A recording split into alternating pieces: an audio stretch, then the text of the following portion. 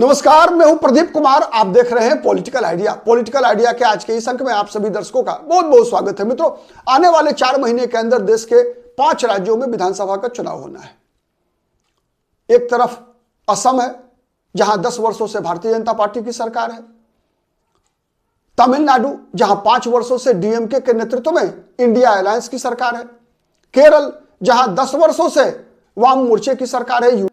पुडुचेरी, जहां 5 वर्षों से भारतीय जनता पार्टी स्थानीय क्षेत्रीय दल के साथ सरकार में है। वहीं पश्चिम बंगाल में लगातार 15 वर्षों से ममता बनर्जी की सरकार है। और इन 15 वर्षों में 10 वर्षों से भारतीय जनता पार्टी लगातार ममता बनर्जी की चूल्हे हिलाने में लगी हुई है, लेकिन भारतीय जनता पार्टी को सफलता नहीं मिल पा रही। पश्चिम बंगाल की राजनीति की आज हम बात करेंगे और समझने का प्रयास करेंगे। एक सर्वे के आंकड़ों के अनुसार, सर्वे का आंकड़ा यह कहता है कि ममता बनर्जी को भावी मुख्यमंत्री के रूप में, अगले मुख्यमंत्री के रूप में बुआ भतीजा मिलाकर मात्र 41% मतदाताओं का समर्थन मिलता हुआ दिख रहा है। तो यह किस बात का परिचायक है, आज हम इस वीडियो में इसी विषय को समझने का प्रयास करेंगे। मित्रों, पश्चिम बंगाल की लड़ाई वैसे तो आमने सामने की दिखती है, लेकिन कांग्रेस पार्टी और लेफ्ट क्या करेगी उस पर अभी स्थिति स्पष्ट नहीं है। लेकिन एक बात तो तय है कि कांग्रेस और वाम मोर्चा यदि दोनों मिलकर चुनाव लड़ती है तो एक तीसरा मोर्चा बनाने का प्रयास जरूर करेगी। हां, कुछ मार्जिनल प्लेयर भी हैं पश्चिम बंगाल में, जैसे हुमायूं कबीर ने एक नई पार्टी बनाई है। कितना प्रभाव डाल पाएंगे आज के दिन में कहना मुश्किल है। कहना मुश्किल इसलिए है कि विगत वर्षों में हुए विधानसभा और लोकसभा के चुनाव के परिणामों को हम देखेंगे तो पश्चिम बंगाल में चूंकि 30% मतदाता लगभग मुसलमान हैं, इनका लगभग इकट्ठा एक ही पार्टी के पक्ष में मतदान करने का इतिहास रहा है। अगर 2024 लोकसभा चुनाव की बात करें तो उत्तर प्रदेश में कई विकल्प होते हुए भी मुसलमानों ने 92%, 92% मुसलमानों ने समाजवादी पार्टी और कांग्रेस पार्टी के गठबंधन को वोट दिया। वहीं पश्चिम बंगाल में 2024 के लोकसभा चुनाव में लगभग 87% मुसलमानों ने ममता बनर्जी को वोट दिया।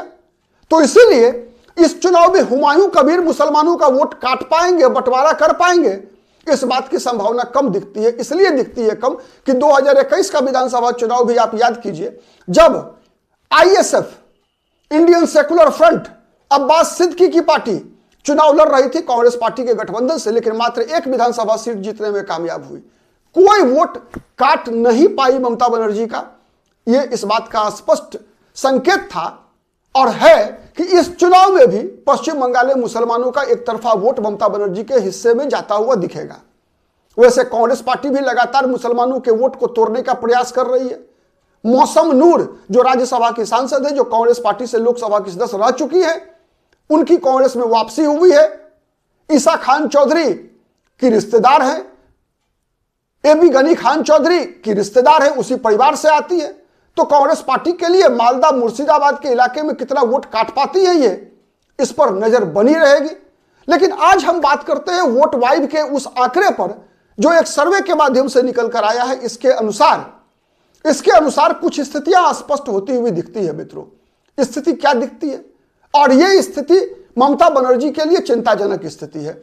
जब पश्चिम बंगाल में मतदाताओं से पूछा गया कि आप 2026 के विधानसभा चुनाव के बाद किसे मुख्यमंत्री देखना चाहते हैं, तो 35% सबसे ज्यादा लोगों ने ममता बनर्जी के पक्ष में अपनी राय व्यक्त की कि 35% लोग ममता बनर्जी को आने वाले 2026 के विधानसभा चुनाव में मुख्यमंत्री के रूप में देखते हैं। यह एक चौंकाने वाला आंकड़ा है। ममता बनर्जी की लोकप्रियता का जिस प्रकार से बयान किया जाता है, उसके अनुसार तो ममता बनर्जी की लोकप्रियता, चूंकि भारतीय जनता पार्टी की तरफ से कोई एक भी घोषित उम्मीदवार नहीं है मुख्यमंत्री का।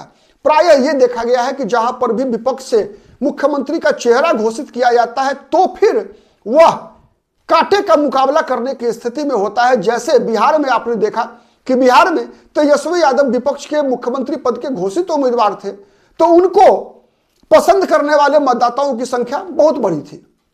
लेकिन जिन राज्यों में मुख्यमंत्री पद के उम्मीदवार घोषित नहीं होते हैं विपक्ष के, वहां पर प्रायः आप देखेंगे कि जो इनकम्बेंट चीफ मिनिस्टर होता है उसके पक्ष में मतदाताओं की बड़ी संख्या होती है। लेकिन पश्चिम बंगाल में जहां 35% मतदाताओं ने ममता बनर्जी के पक्ष में अपनी राय जाहिर की, वहीं 21% लोगों ने शुभेंदु अधिकारी, जो कि विपक्ष के नेता हैं पश्चिम बंगाल विधानसभा में, भारतीय जनता पार्टी के नेता हैं, उनके पक्ष में 21% मतदाताओं ने अपनी राय व्यक्त की कि अगला मुख्यमंत्री पश्चिम बंगाल का शुभेंदु अधिकारी को होना चाहिए। यही शुभेंदु अधिकारी हैं जिन्होंने पिछले विधानसभा चुनाव 2021 में ममता बनर्जी को विधानसभा चुनाव में नंदीग्राम विधानसभा सीट पर हराया था। दूसरे नंबर पर, तीसरे नंबर पर कौन आते हैं? पहला नंबर 35% ममता बनर्जी, दूसरे नंबर पर 21% पे है शुभेंदु अधिकारी, और तीसरे नंबर पर, मित्रों आपको आश्चर्य लगेगा, भारतीय जनता पार्टी का ही नेता समीक भट्टाचार्य, जो वर्तमान में प्रदेश अध्यक्ष है, अभी 6 महीना पहले प्रदेश में अध्यक्ष बने हैं पश्चिम बंगाल में। समीक भट्टाचार्य को 15% लोग पश्चिम बंगाल का अगले मुख्यमंत्री के रूप में दिखना चाहते हैं। मतलब भारतीय जनता पार्टी के इन दोनों नेताओं को मिलाकर मत कितना हो गया? 21% जोड़ 15%, मतलब 36% मतदाता भारतीय जनता पार्टी के इन दोनों नेताओं को अगले मुख्यमंत्री के रूप में देखना चाहते हैं। मतलब 35% ममता बनर्जी और 36% भारतीय जनता पार्टी के शुभेंदु अधिकारी और समीक भट्टाचार्य। लेकिन यहां एक ट्विस्ट है। ट्विस्ट यह है कि अभिषेक बनर्जी को भी 6% मतदाता पश्चिम बंगाल में अगला मुख्यमंत्री के रूप में देखना चाहते हैं। यह ट्विस्ट दो प्रकार का है। एक तो इस बात का संकेत है कि पश्चिम बंगाल में एक मतदाताओं का एक ऐसा वर्ग है जिनको लगता है कि ममता बनर्जी आने वाले दिनों में खुद मुख्यमंत्री नहीं बनकर अपने भतीजा अभिषेक बनर्जी को मुख्यमंत्री बना देंगे। तो चूंकि अभी 3 महीने का समय है चुनाव अभियान शुरू होने में, 2 महीने का समय तो कम से कम है, तो अगर यह नैरेटिव सफल होता है, अगर कि ममता बनर्जी का यह संकेत आम मतदाताओं तक पहुंचता है कि अभिषेक बनर्जी को अगला मुख्यमंत्री बनाना चाहती है ममता बनर्जी, तो इस बात के खतरे भी हैं। खतरा यह है कि एक मतदाताओं का एक बड़ा वर्ग है जो महिलाओं के बीच ममता बनर्जी में अपनी छवि देखती है। और चूंकि ममता बनर्जी के लिए सबसे बड़ा जो ताकत है पश्चिम बंगाल में, वो महिला मतदाताओं का समर्थन। जिस प्रकार से ममता बनर्जी ने महिला केंद्रित योजनाएं चलाई है पश्चिम बंगाल में, यह भी ममता बनर्जी के लिए एक बहुत बड़ी सफलता का कारण है, एक बहुत बड़ा उम्मीद की किरण है। अगर उन मतदाताओं के मन में यह आ गया बात कि अभिषेक बनर्जी को ममता बनर्जी पश्चिम बंगाल में मुख्यमंत्री बनाकर खुद दिल्ली की राजनीति करने के लिए दिल्ली जाना चाहती हैं, तो यह उल्टा दाव उल्टा भी पड़ सकता है। एक खैर, अगर यह उल्टा नहीं पड़े तब भी 35% जोड़ 6%, 41% का समर्थन, मतलब ममता बनर्जी को बुआ भतीजा को मिल रहा है 41% और बीजेपी को मिल रहा है 36% आज के दिन में। याद रखिएगा यह आंकड़ा, मतलब डिफरेंस कितना का है? 5% का। मित्रों, चाहे शासनकाल वाम मोर्चा का रहा हो 1977 से लेकर 2011 तक का 34 वर्षों का कार्यकाल रहा हो, चाहे आज ममता बनर्जी का यह कार्यकाल 15 वर्षों का है, इन दोनों कार्यकाल के दौरान एक समानता क्या है कि मतदाताओं का एक ऐसा बड़ा वर्ग है जो डर से पश्चिम बंगाल में अपनी जुबान खोलना नहीं चाहता। वो तब भी नहीं खोलना चाहता था 2011 से पहले, जितने भी चुनाव होते थे कभी भी अपनी जुबान नहीं खोलता था, केवल बूथ पर जाके वोट डालता था। तो ये अगर आंकड़े हम देखें अगर, तो 41 और 36 77%, मतलब 23% और कौन है? क्या ये 23% वोटर, इनमें जो आंकड़े निकल कर आए हैं, मान लीजिए 7 से 8% वोट मिलता है कांग्रेस और वाम मोर्चा को, कांग्रेस और लेफ्ट फ्रंट को मिलता है 7 से 8%। इसका मतलब 15% वोटर कौन है? क्या वो 15% चुप्पा वोटर है? क्या वो 15% डरे हुए वोटर हैं जो अपनी जुबान नहीं खोलना चाहते, जो अपनी पसंद नहीं बताना चाहते? और पसंद नहीं बताने वाले मतदाताओं में क्या सर्वाधिक संख्या ममता बनर्जी के विरोधियों की नहीं होगी? क्योंकि स्वाभाविक है, लोगों का डर किससे होता है? सत्ता के संरक्षण से होता है। तो सत्ता का संरक्षण पश्चिम बंगाल में किसे प्राप्त है? किससे डर लगता है लोगों को? डर लगता है टीएमसी के कार्यकर्ताओं से।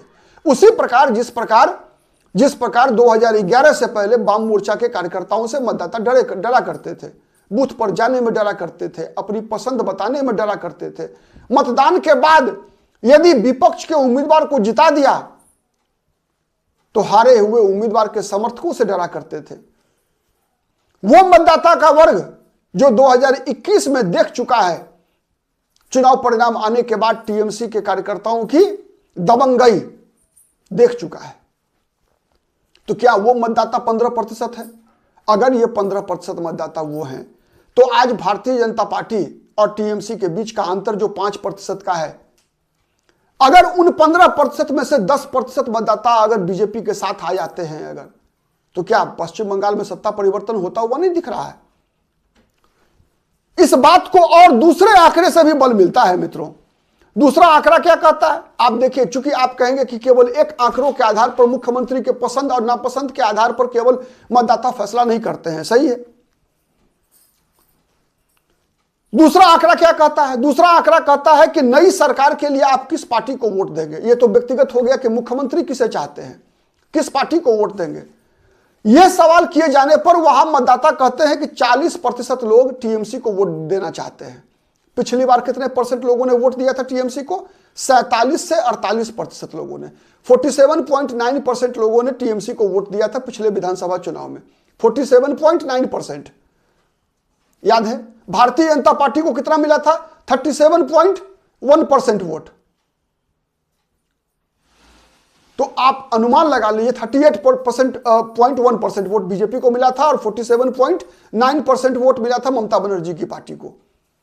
लेकिन इस बार जब पार्टी आधार पर वोट डालने की बात पूछी जा रही है मतदाताओं से, तो मतदाता क्या बता रहे हैं? टीएमसी को वोट देने वाले लोगों की संख्या मात्र 40% है।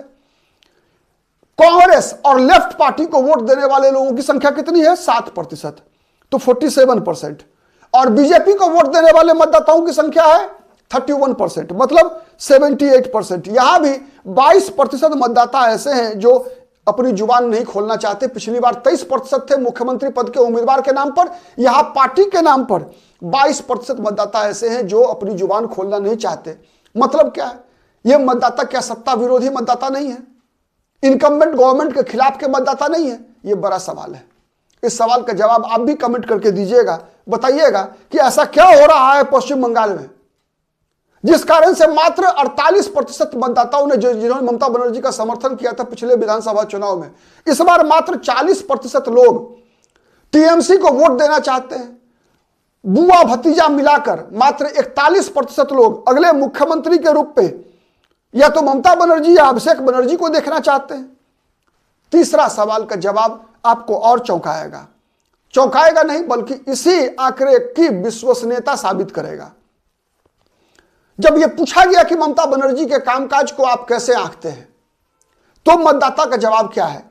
मतदाताओं का जवाब है कि अच्छा काम बताने वाले लोगों की संख्या है मात्र 38% की। ममता बनर्जी ने विगत 15 वर्षों के दौरान अच्छा काम किया है, यह बताने वाले लोगों की संख्या है मात्र 38%। औसत मतलब एवरेज है, चलता है, ऐसा बताने वाले लोगों की संख्या है 15%। मतलब ममता बनर्जी का आंकड़ा 38 से लेकर 41% के बीच में है। 38 से लेकर 38 से लेकर 41, मैक्सिमम 41 है। यह तब है जब भारतीय जनता पार्टी की तरफ से ही नहीं बल्कि विपक्ष से एक भी उम्मीदवार, विपक्षी गठबंधन का या विपक्ष का कोई भी एक चेहरा ममता बनर्जी और अभिषेक बनर्जी के समक्ष नहीं है।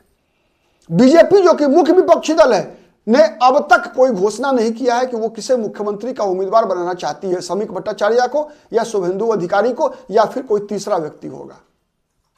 तब यह स्थिति है। कल्पना कीजिए कि अगर भारतीय जनता पार्टी किसी एक व्यक्ति को मुख्यमंत्री का चेहरा बना दे तो फिर जब तुलनात्मक लोग अध्ययन करेंगे ममता बनर्जी और दूसरे उम्मीदवार के बीच, तो फिर ममता बनर्जी का आंकड़ा ये बढ़ेगा या घटेगा? इसका भी जवाब आप दीजिएगा कमेंट करके।